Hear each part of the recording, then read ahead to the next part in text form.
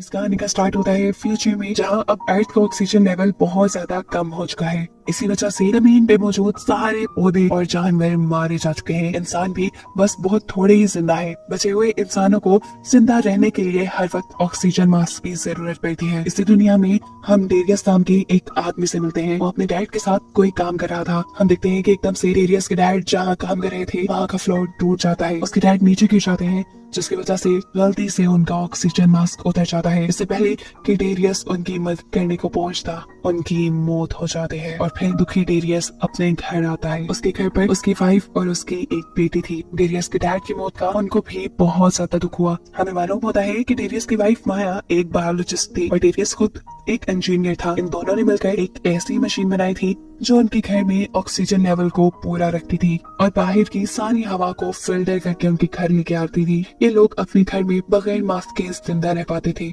यहाँ इनके इस अंडरग्राउंड बंकर वाले घर में सब कुछ मौजूद था और अगर इन्हें किसी चीज की जरूरत पड़ती तो ये लोग ऑक्सीजन मास्क पहनकर बाहर की दुनिया से उसे ले आते। डेरियस माया से कहता है कि कल को मैं डैड की ग्रेव बनाने जाऊंगा और मेरे साथ कोई भी नहीं जाएगा क्योंकि हमारे पास ऑक्सीजन के रिसोर्सेज बहुत थोड़ी हैं। यहाँ एकदम से उसको अपने ऑक्सीजन मशीन वाले सिस्टम में भी बीप सुनाई देती है। वो जाकर चेक करता है तो उसे मालूम होता है कि जमीन का ऑक्सीजन लेवल और गिर गया है। ऐसे में अब उनकी मशीन उन्हें इतनी भी ऑक्सीजन प्रोवाइड नहीं करेगी कि यहाँ पर 3 लोग जिंदा रह पाए। अब इनकी मशीन सिर्फ 2 लोगों को जिंदा रखने के लिए ऑक्सीजन बना पा रही थी। ये सब देखकर डेरियस बहुत ज्यादा परेशान होता है। अगली सुबह हम देखते हैं कि डेरियस अपने डैड की ग्रेव बनाने के लिए बाहर जाने वाला था। वो अपनी बेटी से कहता है कि अपनी मॉम का ख्याल रखना, बार बार जनरेटर चेक करती रहना और देखना कि मशीन में कोई प्रॉब्लम ना हो। माया और उसकी बेटी जोरा को लगता था कि डेरियस शाम तक लौट आएगा, लेकिन उस शाम के बाद वो कभी वापस नहीं आया। 6 महीने गुजर गए। ये लोग उसको ढूंढने भी नहीं गए क्योंकि अगर ये लोग यहाँ से बाहर निकलते तो खुद मर जाते। इस बंकर में अब सिर्फ माया और जोरा ही रहती थी। उन्हें आज भी ये उम्मीद थी कि डेरियस वापस आ जाएगा। इस उम्मीद में ये दोनों जिंदा थी और एक दूसरे का बहुत ख्याल रखती थी। माया जो बायोलॉजिस्ट थी उसने अब आहिस्ता आहिस्ता अपने इस बंकर से बाहर निकलना शुरू कर दिया था क्योंकि उसे उम्मीद थी कि कहीं न कहीं वो इस जमीन को दोबारा से जिंदा कर सकती है। वो हर रोज यहाँ पर पौधा लगाती थी इस उम्मीद से कि शायद कोई तो पौधा बढ़ेगा, लेकिन आज तक का लगाया उसका हर पौधा मर रहा था। जोरा को अपने डैड डेरियस की बहुत ज्यादा कमी फील होती थी। यहाँ पे उसे अपने डैड बहुत याद आते थे और अब तो वो तंग भी आ चुकी थी इस इंतजार से। इसलिए वो माया से कहती है, मॉम मैं बाहर जाना चाहती हूँ, मैं डैड को ढूंढने की कोशिश करना चाहती हूँ। जिसके जवाब में माया कहती है, बस जोरा बहुत हो गया। कितनी मर्तबा हमारी इस बात पर बहस हुई है और मैंने कितनी मर्तबा कहा है कि हम यहाँ से बाहर दूर नहीं जा सकते। अपनी मॉम का रूड बिहेवियर देखकर जोरा उनसे नाराज हो जाती है, लेकिन वो कितना भी नाराज रहती। अगले दिन माया जैसे ही बंकर से बाहर आई पौधे लगाने के लिए तो यहाँ आकर जोरा ने अपनी मॉम से माफी मांग ली। इससे पहले कि अब ये लोग अपने बंकर में वापस आते इन्हें यहाँ पर 2 लोग दिखाई दिए, जिनसे डरकर ये लोग बाहर ही एक गाड़ी के पीछे छुप जाते हैं। माया देखती है कि वो दोनों लोग इन्हीं के बंकर के पास जाकर जोर जोर से बंकर नॉक कर रहे थे, ऐसे जैसे उन्हें पता हो कि यहाँ कोई रहता है। इनको देखते हुए जोरा माया से कहती है, मुझे लगता है कि इन्हें किसी मदद की जरूरत है। लेकिन माया अच्छे से जानती थी कि अब इस दुनिया में किसी पे भरोसा नहीं किया जा सकता। माया का प्लान था कि जैसे ही वो दोनों इनके बंकर से दूर जाएंगे ये लोग भागकर अपने बंकर में वापस जाकर छुप जाएंगे। इससे पहले कि वो दोनों लोग यहाँ से चले जाते, माया और जोरा दोनों की ही ऑक्सीजन मशीन भी करने लग जाती है क्योंकि उसमें ऑक्सीजन बहुत कम रह गया था। और ऐसे वहाँ पे खड़ी हुई औरत को इनके बारे में पता चल जाता है। जैसे ही वो औरत इन तक पहुँचती है तो देखती है कि वहाँ कोई नहीं था क्योंकि जोरा और माया पहले ही यहाँ से भाग चुके थे। इस लड़की का दूसरा साथी उनके बंकर की छत के ऊपर था। वो जोर जोर से चिल्लाकर अपने साथी को कह रहा था, पीछे देखो पीछे देखो। इससे पहले कि वो लड़की पीछे देखती, जोरा और माया दोनों उसे धक्का देते हुए अपने बंकर के अंदर घुस जाते हैं। वो लड़की खड़े होकर पीछे से चिल्लाती रह जाती है, प्लीज मेरी बात सुनो, हमें बस तुम्हारी मदद की जरूरत है, हमारी मदद करो। लेकिन माया उनकी एक नहीं सुनती। बंकर के अंदर जाने पर जोरा और माया अपने बंकर की छत वाली विंडो से इन दोनों से बात करती है और कहती है, यहाँ से चले जाओ। जवाब में वो लड़की कहती है, नहीं मैं तुम्हारी मदद के बगैर यहाँ से नहीं जा सकती। देखो यहाँ से कुछ ही दूरी पर हमारा 100 लोगों का एक कैंप है और सबकी जान खतरे में है। अगर तुमने हमारी मदद ना की तो सब लोग मर जाएंगे। मैं तुम्हें, तुम्हारी बेटी को और तुम्हारे हस्बैंड को बहुत अच्छे से जानती हूँ। तुम्हारे हस्बैंड का नाम डेरियस है, वो मेरा दोस्त था। तुम माया हो, तुम्हारी बेटी का नाम जोरा है। देखो मैं सब जानती हूँ, बस मुझे इतनी सी मदद चाहिए कि मुझे तुम्हारे बंकर का ऑक्सीजन फिल्टर करने वाला सिस्टम देखना है जिसके बारे में मुझे डेरियस ने बताया था। हमारे कैंप में सैकड़ों लोग रहते हैं और वहाँ पर भी सेम ही फिल्टर लगा है। हमारे ऑक्सीजन फिल्टर में कुछ खराबी आ गई है। मैं बस तुम्हारे वाला ऑक्सीजन फिल्टर देखकर उससे आइडिया लेना चाहती हूँ कि कैसे हम अपने फिल्टर्स को ठीक कर पाए। जवाब में माया कहती है, मुझे डेरियस ने तुम्हारे बारे में कुछ नहीं बताया था, मुझे तो बिल्कुल इत्मीनान नहीं है। और वैसे भी तुम लोग नीचे बंकर में नहीं आ सकते क्योंकि नीचे सिर्फ 2 लोगों के लिए ऑक्सीजन है। अगर तुम लोग यहाँ आए तो हम लोग भी मर जाएंगे। तब लड़की कहती है, प्लीज हम तुम्हारा ज्यादा वक्त नहीं लेंगे, मुझे सिर्फ उस मशीन का ब्लूप्रिंट दे दो। माया एक और बार इन लोगों को यहाँ से जाने को कहती है, लेकिन ये यहाँ से नहीं जाती। उनको देखते हुए जोरा माया से कहती है, मॉम मुझे लगता है हमें इनकी मदद करनी चाहिए। वो हमारे बारे में जानते हैं, डैड के बारे में जानते हैं। ऐसा भी हो सकता है कि शायद इन्हें डैड का पता हो, शायद डैड इन्हीं के साथ हो। जोरा की बात मानते हुए अब वो इन दोनों को अंदर लाने के लिए तैयार तो हो जाती है, लेकिन भरोसा इनके ऊपर अभी भी उससे नहीं था। वो पहले खुद बाहर जाती है और गन पॉइंट पे इन्हें लेकर इनके सभी वेपन छुड़वा देती है। इस लड़की का नाम टेस था। माया यहाँ टेस से अपने साथी के हाथ बांध कर उसे जमीन पे लेटने को कहती है, जो भी ये लोग कर लेते हैं। अब जैसे ही माया बंदी बनाकर इन दोनों को अपने बंकर में ले जाने वाली थी, इनका तीसरा साथी भी आ गया। उसके हाथ में गन थी। माया को इससे खतरा लग रहा था, इसीलिए माया ने उसे शूट कर दिया, जिसकी वजह से इस आदमी का कंधा जख्मी हो गया। माया को अब इन लोगों पे भरोसा नहीं रहा था। वो इन्हें अपने बंकर के अंदर नहीं ले जाने वाली थी, लेकिन जब माया खुद बंकर के अंदर जाने लगी तो वो जख्मी आदमी भी जबरदस्ती उसके बंकर के अंदर आ जाता है, जिसे माया बंदी बना लेती है। टेस और उसका दूसरा साथी जो बंकर के बाहर ही रह गए थे, वो दोबारा माया से रिक्वेस्ट करने की कोशिश करते हैं, देखो प्लीज हमें अंदर आने दो, हमारा अंदर आना बहुत जरूरी है। लेकिन माया का भरोसा अब इनके ऊपर से बिल्कुल टूट चुका था। टेस उसे समझाती भी है, देखो वो तीसरा साथी तुम्हारे बारे में कुछ नहीं जानता था, उसे लगा कि तुम हमें नुकसान पहुंचा रही हो, इसलिए उसने तुम्हारे ऊपर गोली चलाई। लेकिन माया एक सुनने वाली नहीं थी। अब टेस का साथी टेस से कहता है, देखो तुम्हारे प्लान पे वर्क करके हमने बहुत देख लिया, हमें देर भी हो रही है, ये ना हो कि सारे लोग मर जाए। अब मैं अपने तरीके से काम करूंगा। असल में उसका प्लान माया के बंकर के दरवाजे को तोड़कर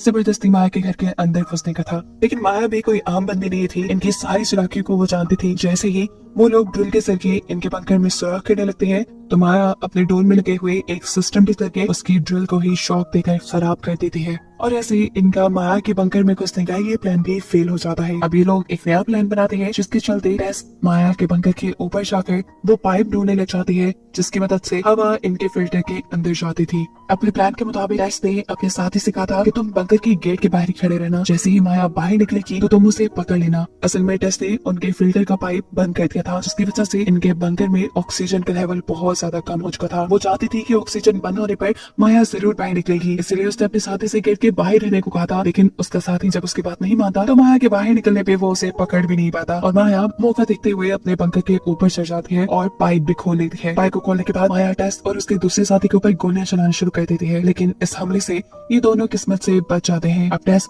अपने साथी पे बहुत गुस्सा थी, क्योंकि उसी की वजह से उनका प्लान फेल हुआ था। माया अभी भी अपने बंकर के ऊपर छुपी हुई थी। जैसे ही टेस के साथी को ये बात पता चलती है, वो भी बंकर के ऊपर जाकर माया को पकड़ लेता है। ये लोग माया को जबरदस्ती पकड़कर अब बंकर की सीसीटीवी के सामने ले आते हैं, जहाँ से कि जोरा से कहते हैं, दरवाजा खोलो, नहीं तो हम तुम्हारी मॉम को मार देंगे। ये दरवाजा या तो पास की से खुलता था या तो अंदर की तरफ से। माया पास की बाहर नहीं लेकर आई थी और अंदर का तो माहौल ही बिगड़ चुका था। इसका साथ ही जिसे माया ने बंदी बनाया हुआ था, माया के जाने के बाद वो किसी तरह अपने आप को छुड़ाने में कामयाब हो गया और उसने जोरा को बंदी बना लिया।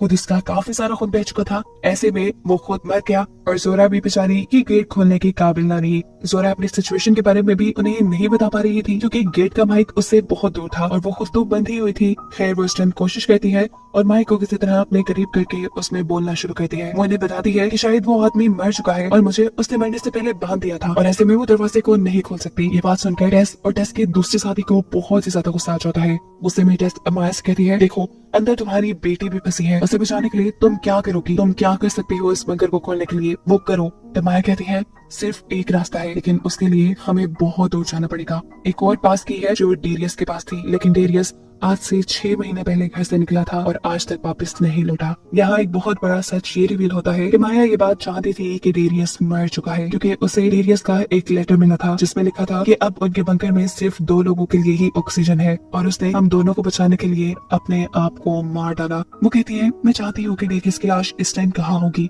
डेरियस के पास से वो चाबी लेने के लिए अब टेस माया को लेकर यहाँ से निकल जाती है और अपने साथी को सख्ती से इस डोर के सामने रहने को कहती है। रास्ते में माया टेस को ये बात भी बताती है कि अगर तुम्हें लग रहा है कि हमारी मशीन बहुत अच्छी है तो ऐसा कुछ नहीं, वक्त गुजरते के साथ साथ उसका ऑक्सीजन लेवल बहुत कम होता जा रहा है। एक वक्त ऐसा आएगा कि वो सिर्फ एक इंसान के लिए ऑक्सीजन बनाया करेगा। ऐसे में हमारे पास बस बहुत थोड़ा वक्त है। हम खुद भी उस मशीन को मॉडिफाई करने की कोशिश कर रहे हैं। ये सारी बातें और डेरियस की मौत की बात अभी तक माया ने जोरा से छुपाई हुई थी। थोड़ी दूर जाने पे फाइनली माया को डेरियस की लाश मिल जाती है, जिसे देखते हुए वो अपने ऊपर कंट्रोल न कर पाई, उसे रोना आने लगा। टेस उसे कहते हैं, माया हमारे पास इतना टाइम नहीं है, तुम फास्ट खेलो और चलो, हमारे पास ऑक्सीजन भी कम है। डेरियस के बैग से चाबी निकालते हुए माया को डेरियस के बैग से एक गन भी मिली, जिस गन को वो अपने पास रख लेते हैं। वो चाहती तो यहाँ वो टेस को मार भी सकती थी और खुद वापस जा सकती थी, लेकिन उसने यहाँ पर टेस की मदद की, क्योंकि कहीं ना कहीं उसे अब टेस पे भरोसा होने लगा था। बिना वक्त जाया किए अब इन्हें माया के बंकर में वापस जाना था, लेकिन बदकिस्मती से वो लोग जिस कार में यहाँ आए थे उसकी सोलर बैटरी खत्म हो जाती है। माया की टांग बुरी तरह जख्मी थी, वो तो चल भी नहीं सकती थी। ऐसे में वापस जाना उनके लिए एक बहुत बड़ा टास्क बन गया था। टेस माया को कहती है, तुम यहाँ थोड़ी देर रुको, मुझे बंकर की चाबी दो, मैं वादा करती हूँ कि मैं तुम्हें लेने जरूर आऊंगी। माया का उस पर एतबार करना एक और मर्तबा मुश्किल हो चुका था। वो यहाँ टेस के ऊपर गन पॉइंट करती है तो टेस भी उसके ऊपर गन पॉइंट कर लेती है और कहती है, माया देखो कोई गलती मत करना, वहाँ पर तुम्हारी बेटी की जान भी खतरे में है। अगर अपनी बेटी को बचाना चाहती हो तो वो चाबी मुझे दे दो, मैं वादा करती हूँ मैं तुम्हें बचाने आऊंगी। अपनी बेटी की खातिर माया उसे चाबी देने के लिए मान गई। कुछ घंटों की कड़ी मेहनत के बाद टेस भी भागते हुए बंकर तक वापस पहुंच गई। वहाँ पर टेस का साथी पहले से ही मौजूद था। ये लोग अब बंकर के अंदर चले जाते हैं और इन दोनों को देखकर जोरा घबरा जाती है। वो इन दोनों से पूछती है, मेरी मॉम कहाँ है? टेस जवाब में कहती है, वो ठीक है, उनका पाँव जख्मी था, वो यहाँ नहीं आ पाई, लेकिन वो जिंदा है, मैं जल्दी उन्हें वापस ले आऊंगी। जोरा पूछती है कि तुम्हें एक और चाबी कहाँ से मिली? ये तुम्हारे डैड की चाबी थी। टेस उसे दुख नहीं देना चाहती थी, लेकिन मजबूरन उसे बताना पड़ा कि तुम्हारे डैड 6 माह पहले ही मर चुके हैं। और ये बात सुनकर जोरा टूट जाती है। यहाँ टेस का दूसरा साथी अब टेस के ऊपर गन बांध देता है और गुस्से में कहता है, चलो चलो अपना काम करो, जल्दी से मुझे ब्लूप्रिंट्स दो। लेकिन टेस उसे यहाँ कहती है, रुको मुझे कुछ वक्त चाहिए, तुम ये काम कर लो, मुझे बाहर को बचाने जाना है। लेकिन यह आदमी जोरा के ऊपर गन पॉइंट करके टेस से कहता है, मुझे बस इस मशीन के ब्लूप्रिंट्स चाहिए, अगर तुमने मुझे ना दिए तो मैं इस लड़की को मार दूंगा। ना चाहते हुए भी टेस उनकी फिल्ट्रेशन मशीन खोलती है और यहाँ उसे कुछ समझ नहीं आता और अब वो अपने दूसरे साथी यानी अपने बॉस को सब सच बता देती है। वो कहती है, मैं डेरियस को नहीं जानती थी, मैंने तो इन लोगों की बातें रेडियो से सुनी थी, हमें इस मशीन को चेक करने के लिए इसकी मॉम को लाना पड़ेगा। वैसे भी ये मशीन ज्यादा बड़ी नहीं है, ये सिर्फ 2 ही लोगों को जिंदा रख सकती है। टेस की ये बात सुनते ही वो आदमी टेस को गोली मार देता है, क्योंकि उसे खुद जिंदा रहना था। टेस को मरता देखकर जोरा बुरी तरह घबरा गई, क्योंकि अब वो इस पागल आदमी के साथ यहाँ फंस चुकी थी। अब क्योंकि जोरा को भी ये बात मालूम हो गई थी कि कुछ ऐसे बाद की मशीन सिर्फ एक इंसान के लिए ऑक्सीजन बनाएगी, तो उसे इस चीज का भी अंदाजा हो गया था कि थोड़ी ही दिनों बाद ये आदमी उसे भी मार डालेगा। ये रात यूं ही कट जाती है, जोरा रोती रहती है, जबकि सीन कट होकर हमें जोरा की मॉम को दिखाया जाता है, यानी माया को, जो कि अभी तक वही फंसी हुई थी। सुबह होने तक भी जब टेस यहाँ नहीं आई तो उसे पता चल गया कि टेस ने उसे धोखा दिया है। उसके सिलेंडर में ऑक्सीजन भी बहुत कम रह गई थी, लेकिन यहाँ किस्मत ने उसका साथ दिया। सुबह होते ही धूप आ गई और उसकी कार चार्ज हो गई, जिसे लेकर वो जल्दी से अपने बंकर तक आ गई।